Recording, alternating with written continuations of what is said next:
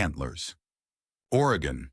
A young boy named Aiden Weaver is in a truck belonging to his father Frank. Frank goes into the mine where Aiden believes he is working, but it is just a meth lab that Frank is operating. He enters with his partner and finds several items hung up from the ceilings used to ward off evil spirits. The two men hear a low growling noise and are soon attacked by an unseen creature. Aiden overhears and walks over to call to his father. 3 weeks later, Julia Meadows is giving her class a lecture on fables. She calls on Aiden's older brother Lucas, but he doesn't give her an answer. He is frequently taunted by a kid named Clint Owens. At home, Lucas is seen in his room as something is pounding from behind a locked door, snarling ferociously. He also kills animals like skunks to bring home and feed to the entity. Julia goes home where she is met by her brother Paul, the sheriff. Julia is a recovering alcoholic still suffering from traumatic memories of her and Paul's father abusing them, with strong implications that he used Julia before she ended up leaving the house and left Paul with their father. Lucas shares a story in class about three bears representing himself, his dad, and brother. Big Bear, like Frank, struggled to provide for Little Bear and Baby Bear. Little Bear saw that Big Bear and Baby Bear got sick, so he has to take care of them. Julia shows concern for Lucas and later follows him as he walks home alone. She invites him for ice cream, but as she presses a bit too much about his home life or family history, his mother passed away, Lucas leaves and asks Julia not to follow him. Back at home, Lucas continues to care for Frank and Aiden on his own. Frank is affected by whatever attacked him in the mine, and Aiden is suffering from a sickness as well. Frank is becoming more feral as he only feasts on rotting flesh. Julia expresses concerns to Paul that Lucas is being abused, as well as school principal Ellen Booth, who suggests that she not pry into Lucas's home life. Julia stops by the Weaver house to check on him, only to stop when she hears a low growling noise. Former Sheriff Warren Stokes finds the half-eaten remains of Frank's buddy in the woods. He reports it to Paul, who relays it to Julia.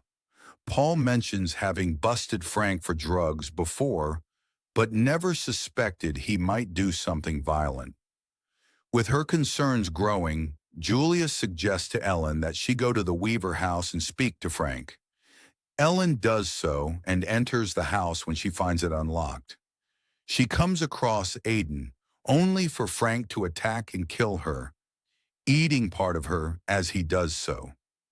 This then causes him to undergo a painful transformation, and something more monstrous emerges from Frank's body, leaving him as merely a husk of flesh and bone.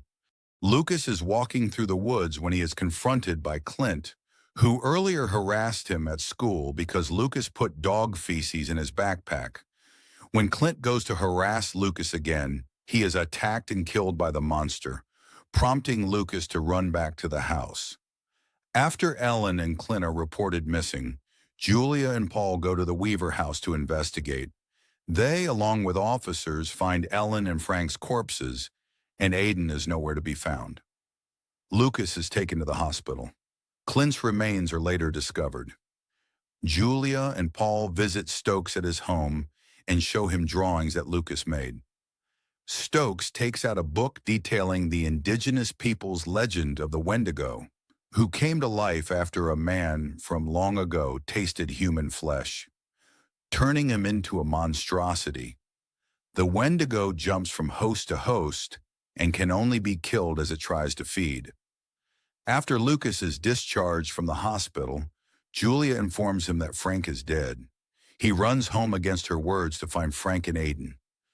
Julia and Paul go with fellow officer Dan LaCroix. Upon arriving, Dan finds Aiden in a box looking more sick and infected. The Wendigo impales Dan with its antlers. Paul finds Dan and is attacked and slammed into the wall by the Wendigo before it pierces his arm. Julia finds Paul and takes his gun to go after Lucas and Aiden. Julia enters the mine where the Wendigo has taken the boys. It is feeding on a bear with the boys near it. Julia fights the Wendigo and is wounded, but Lucas helps fight it by sticking an active flare in its side. Julia stabs the beast repeatedly until she is able to pull its heart out. Unfortunately, the Wendigo passes on to Aiden, who begins glowing red like Frank did before turning. Although Lucas doesn't want Julia to do it, he has no choice, and with great remorse, she stabs Aiden to death to prevent his transformation. In the morning, Julia tells Paul she will look after Lucas for the time being. As she walks away with the boy, Paul begins coughing hard and spits up black bile, meaning he is now infected as well.